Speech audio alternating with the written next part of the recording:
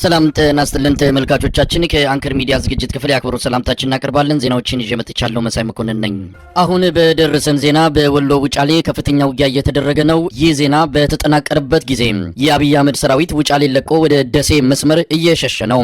የአማራ ፋኖ የወሎ እዝ ከተመሰረተ ወዲህ የተቀናጀና የተጠናከረ ጥቃት በመፈጸም ላይ ያለው የፋኖ ኃይል በቆቦ በወልዲያና በውጫሌ በአገዛዙ ሰራዊት ላይ ከፍተኛ ኪሳራ በማድረስ አካባቢዎቹን እየተቆጣጠረ መሆኑን ነው የዘውትር ተባባሪያችን ካደረሰን አጭር ዘገባ ለማወቅ የተቻለው። በውጫሌ ከተማ ከዚህ በፊት እንደሚታወቀው በተደጋጋሚ ጊዜ የፋኖ ኃይሎች ይዘዋት ነበረ። ከ15 ቀን በፊት ከሁለት ጦር በላይ የመከላከያ ሰራዊት ገብቶ ከተማው ላይ መድፍና ከባድ መሳሪያዎች በመተኮስ ህዝቡን ሰላማዊ ሰው በመጉዳቱ ለተወሰነ ጊዜ ለ15 ቀን ፋኖች ዞር ብለው ነበረ። አሁን በዚህ ሰዓት አንተና ላይ እየተነጋገርን ባለበት ሰዓት ከፍተኛ የሆነ የከባድ መሳሪያ የውስጥ ለውስጥ የከተማ ላይ የቡድን መሳሪያ የድሽቃና የሞተር ድምጽ ይሰማኛል። ማጥቃት የሰነዘሩት ፋኖች ናቸው። በየመንገዱ የመከላከያ ሰራዊት አባላት ተመተው ወድቀው ቆስለው ይታያሉ። በተጨማሪ በአስፋልቱ ዳርና ዳር ወድቀው ሙተው ይታያሉ። ፋኖች ወደ ከተማው እየገቡ ነው። እነሱ ወደ ኋላ እየሸሹ ነው። ወደ ደሴ መንገድ እየወጡ ነው። ከተማው አሁን በዚህ ሰዓት በጣም ከፍተኛ የሆነ ውጊያ ነው ያለው። በተለይ መሳይ የወሎ እዝ በአንድ ላይ ከተቀላቀለ በኋላ የምሬና የኮሎኔል ፋንታሁን ማህቤ ጋር ሰራዊት ከተቀላቀለ በኋላ በበርካታ የወሎ አካባቢዎች ላይ ከፍተኛ ጥቃት እየተሰነዘረ ነው። ለምሳሌ ወልዲያ ላይ በትናንትና ሁለት ከፍተኛ ውጊያ ነበረ። ጠንከር ያለ ውጊያ እየተደረገ ያለበት ከተማ የቆቦ ከተማ ነው። ፋኖች በሶስት አቅጣጫ ከአራዱም ተነስተው ቆቦ ከተማን ለመቆጣጠር ከፍተኛ ጥረት እያደረጉ ነው። ዛሬ 3ኛ ቀናቸው ነው። ምናልባት በዚህ ሰዓት አንተና እየተነጋገርን ባለንበት ሰዓት የቆቦ ከተማ በፋኖ ኃይሎች ቁጥጥር ስር ልትወርቅ የምትችልበት ኮንዲሽን ነው ያለው። መሳይ ከተማዋን ለቆ ወጥቷል። ወዴት እየሄደ እንዳለ የሚታወቅ ነገር አለ? መከላከያ ሰራዊቱ መሳይ አሁን ትኩስ ውጊያ ነው እየተደረገው። 20 ደቂቃ ነው ውጊያ ከጀመረ። የከባድ መሳሪያ የቡድን መሳሪያዎች ዲሽቃና ሞርተሮች ከፍተኛ ድምጽ ይሰማል። ነገር ግን እዛው ከተማ ውስጥ መከላከያዎቹ በጣም ብዙ ሰው ስለተመታባቸው ከከተማው ሸሽተው በመውጣት ላይ እንደሚገኙ ነው። የፋኖ ኃይሎች በጣም ጠንካራ ኃይል ይዘው ነው የመጡትኝ። ከተማዋን ሙሉ በሙሉ ከመከላከያ ለማጽዳት ነው ጥቃት የሰነዘሩት። ኦልሞስት ከካምፓቸው ወጣው የማዘዣ ጣቢያቸው ተበትኖ ሰራዊቱ በየቦታው ወድቆ እንደሚታይ ነው። እንግዲህ በአጠቃላይ በወሎ ያለው እንቅስቃሴ እየተጠናከረ መጥቷል። የወሎ እዝን መመስረት ተከትሎ ቆቦም ወልዲያም ያሉት እንቅስቃሴዎች ቀደም ሲል እንደገለጽከውም ተጠናክሮ ቀጥሏል። እንግዲህ ምን ይጠበቃል? አሁን የወሎ እዝ ተመስርቷል። በቅርቡም አመራሮቹ በሰጡት መግለጫ በተመሳሳይ ወታደራዊ አልባሳት ያገዛዙ የፈጠራቸው ፋኖች ህዝብ ላይ የሚፈጽሙት ተገቢ ያልሆነ ድርጊት ስላለ ያንንም አስመልክተው የጥንቃቄ መልእክት አስተላልፏል። የወሎ እንቅስቃሴ ወደ ደሴ ሊያመራ የሚችልበት እድል እንዳለ ነው የሚገለጸውና እስቲ ከዚህ አንጻር ያለው አጠቃላይ ሁኔታ ምን ይመስላል? መሳይ የመንግስት ኃይሎች መሞከር የሚገባቸው ማንኛውም ነገር እየሞከሩ ነው። መጀመሪያ በፋኖ ስም ዘራፊዎችን በማሰማራት ፋኖ እንዲያደረገ ብለው ከህዝብ ለመነጠር ከፍተኛ ጥረት አድርገዋል። በሁለተኛ ደረጃ አሁንም የፋኖ ኃይሎችን ለመምታት የፋኖ ዩኒፎርም በተለይ የነምሬ ወዳቸው ዩኒፎርም የነበረው እንደሚታወቀው አረንጓዴና ነጭ ጠብጠብ ያለበትን ዩኒፎርም ለብሰው እንቅስቃሴ አድርገው ነበር። ይህ ከ2 እና ከ3 ቀን በላይ ማጭበርበር አልቻሉበትም። ውድቅ ሆኗል። እነሱ ወዲያውኑ ነው ልብሳቸውን የቀየሩት። ህዝብ የደበቃቸው ስለሆኑ ጫካ ውስጥ ያልገቡ በከተማም በገጠርም ከህዝብ ጋር ተዋህደው የሚኖሩ ሰዎች ስለሆኑ እያንዳንዷ የመንግስት እንቅስቃሴ በእያንዳንዷ ግለሰብ ደረጃ ስለሚታይ ወዲያውኑ ለፋኖ ኃይሎች የሚደርስ ስለሆነ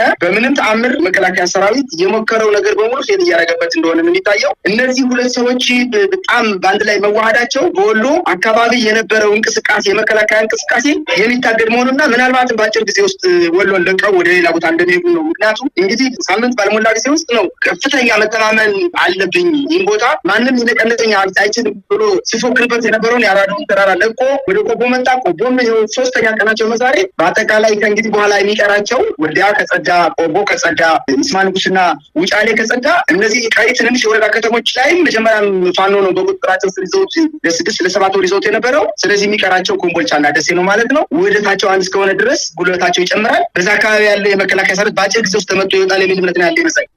በመጪው ሐምሌ ወር መጀመሪያ የወልቃይት አስተዳደር ፈርሶ ህወሓት ያዘጋጃቸው ተፈናቃዮች እንደሚመለሱና የተያዙ የእርሻ ቦታዎችን በማስለቀቅ ቀድሞ ለነበሩ የትግራይ ተወላጆች እንደሚሰጡ የትግራይ ጊዜያዊ አስተዳደር ምክትል ፕሬዝዳንት ዳግም ማረጋገጣቸው ታወቀ። ከፌዴራል መንግስቱ ጋር በመሆን በአማራ ታጣቂዎች የተያዙ መሬቶች በሙሉ በማስለቀቅ ከጦርነቱ በፊት ወደ ነበሩበት እንደሚመለሱ ነው ምክትል ፕሬዝዳንቱ ሌተናል ጀነራል ታደሰ ወረደ በውጭ ሀገር ለሚሰራጭ አፍቃሪ ህወሓት ሚዲያ የገለጹት።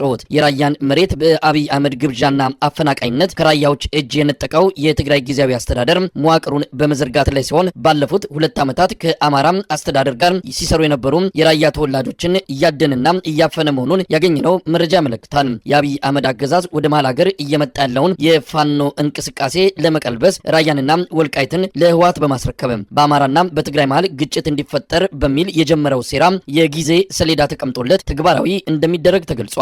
ቀጠናው ወደ ለየለት ትርምስና ቀውስ እንደሚገባም ከወዲሁም በበርካቶች እየተነገረ ነው። አቶ ቻላቸው አባይ የወልቃይት ጠገዴ ጠለምት ልሳነ ግፏን የህዝብ ግንኙነት ተጠሪ ለአንከር ሚዲያ እንደገለጹት የወልቃይት ህዝብ ለሚመጣ ሁሉ ተዘጋጅቶ እየጠበቀ ነው።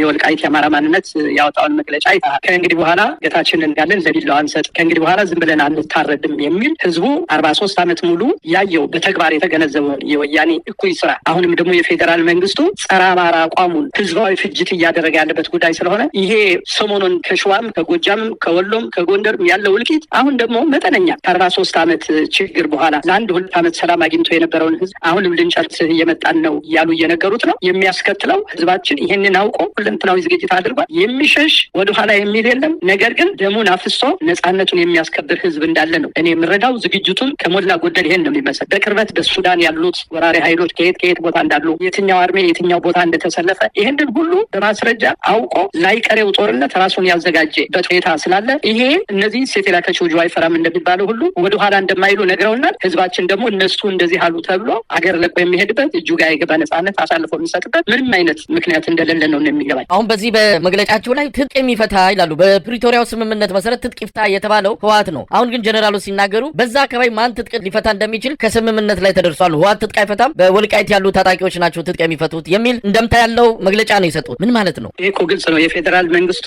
በፕሪቶሪያ ላይ ሄዶ ሁለቱም ተገደው ሄዶ ፕሪቶሪያ ላይ እየተስማሙት አልተሳካላቸውም። ስላልተሳካላቸው አሁን የበላይነቱን እየያዘ እየመጣ ያለው አፈር ልሼ ተነሳሁ የሚለው የዚህ የእነ ደብረጽዮን ቡድን ነው እንግዲህ እየተነሳ ያለ። ስለዚህ ፕሪቶሪያ ላይ ሄዶ የፈረመው ትጥቅ እንዲፈታ አካል ሳይፈታ በውሉ ውስጥ ያልነበረ ያልፈረመ ራሱን እንዲከላከል መጠነኛ መሳሪያ በሬውን ሽጦ ከብቱን ሽጦ የገዛውን መሳሪያ ለመቀማት መሯሯጥ ማለት ምን እንደሆነ ግልጽ ነው። የሆነ ሆኖ ሁለቱም ለአማራ ህዝብ ያላቸው ጠላትነት፣ በኢትዮጵያ ህዝብ ያላቸው ንቀት የሚያሳይ እብሪት የተሞላበት እንቅስቃሴ ነው። እብሪት ደግሞ መጨረሻ ውርደትን ያመላክት ካልሆነ በስተቀር እነሱ እንኳ ለጊዜው ተባብረው የሆነ ነገር ማድረግ ይችሉ የሚፈልጉትን ደረጃ ግን እንደማይደርሱ በእርግጠኛነት በልበ ሙሉነት መናገር ይቻላል ብዬ ወስዳለሁ። እንግዲህ የአማራ ተወካዮች ያው የአብይ አህመድ የላካቸው ሰዎች ናቸው፣ በሱ የሚመሩ ናቸው። የአማራ ተወካይም የለውም። አሁንም ውሳኔ እየሰጡ ያሉት የኦህዴድ ሰዎችና የህወሓት ሰዎች ነው። ፌዴራል መንግስቱ እስካሁን በህወሓት ደረጃ እንኳን ወጥቶ ስለ ጉዳዩ ይፋዊ የሆነ ማብራሪያ የሰጠበት ነገር የለም። አሁንም ህወሓት ትጥቅ ይፍታ የሚል ማደናገሪያ ነገር ነው የሚያሰማውና ምን ማድረግ ይገባል? ይሄ ለኢትዮጵያ ህዝብስ የሚሰጠው ትርጉም የለም ወይ? የኢትዮጵያ ህዝብ ከዚህ አንጻር ይሄ ጉዳይ ወልቃይት ብቻ ነው ብሎ መቀመጥ አለበት ወይ? ጀነራል ታደሰ ወረደ እንደነገሩ እነዚህ ሰዎች ሲስማሙ ሁለት የገዳይ ቡድን ማለት የትግራይ ነጻ አውጪ ድርጅት የገዳይ ቡድንና በኢትዮጵያ ስም በፌዴራል ስም ያለው የነፍሰ ገዳይ ቡድኖች ሁለቱም ቃል ተገባብተው ይህንን የአማራ ህዝብ መሬቱን ለመንጠቅ ህዝቡን ለመጨረስ በሚዋዋሉበት ሰዓት ማንም ሰው የለም። ሁለቱ ናቸው እነዚህ ሰዎች። እንግዲህ አማራ በአሁኑ ሰዓት እንደምታየው መንግስት የለውም። አማራን የሚወክል አካል የለም። የአማራ ወኪል የሆነው በአሁኑ ሰዓት እያየኸው የነጻነት ትግል እያካሄደ ያለው በፋኖ ስም እየተንቀሳቀሰ ያለው አካል ካልሆነ በስተቀር በአሁኑ ሰዓት አማራ ወኪል የለው። የኢትዮጵያ ህዝብ በሚባል በተደጋጋሚ የገለጽ ነው። የወልቃይት ጉዳይ በወልቃይት የሚቀር አይደለም። ድሮ የትግራይ ነጻ አውጪ ድርጅት ሲጀመር ወልቃይት ላይ የነበረ ሁኔታ የዛኔ እልባት ተሰጥቶት ቢሆን ኑሮ አሁን ወዳለንበት ሀገራዊ ውድቀት መድረስ ባልቻል ነበር። የወልቃይት ጉዳይ የአማራ ጉዳይ፣ የጎንደር ጉዳይ ወይ የጠረፍ ጉዳይ ብቻ አይደለም። የወልቃይት ጉዳይ ወሳኝ የሆነ ጉዳይ ነው። ይሄ አካባቢ በትግራይ ነጻ አውጪ ድርጅት በእነዚህ ጸረ ኢትዮጵያ ኃይሎች ወደቀ ማለት ሀገር እንደ ሀገር የማትቀጥል መንግስት እንደ መንግስት የማይቀጥልበት ሰዓት ላይ እየደረሰ ነው። የኢትዮጵያ ህዝብ በሚገባ ይሄንን ያውቃል። እኔ ይሄንን ነገር ደግሞ ዝም ብሎ ይመለከተዋል የሚል ሀሳብም የለኝም። በተደጋጋሚ የገለጽ ነው ላይቀሬ ጦርነት ይሄንን ስርዓት ይሄንን እብደት እንዲያቆሙ መናገር መቻል አለብን። ካልሆነ ደግሞ የመጨረሻውን መስዋዕትነት ተከፍሎ ነጻነታችንን አሳልፎ ላለመስጠት ዋጋ ለመክፈል በውጭም በውስጥም ያለን መነሳት አለብን የሚል እኔ ማለት የምችለው። አዲስ አበባና በአማራ ክልል የሚገኙ አንዳንድ የአብን አመራሮችና አባላት ለአገዛዙ ሚስጥራዊ መረጃ በማቀበል የአማራ ተወላጆች እንዲታሰሩና እንዲታፈኑ እያደረጉ መሆናቸው ተገለጸ።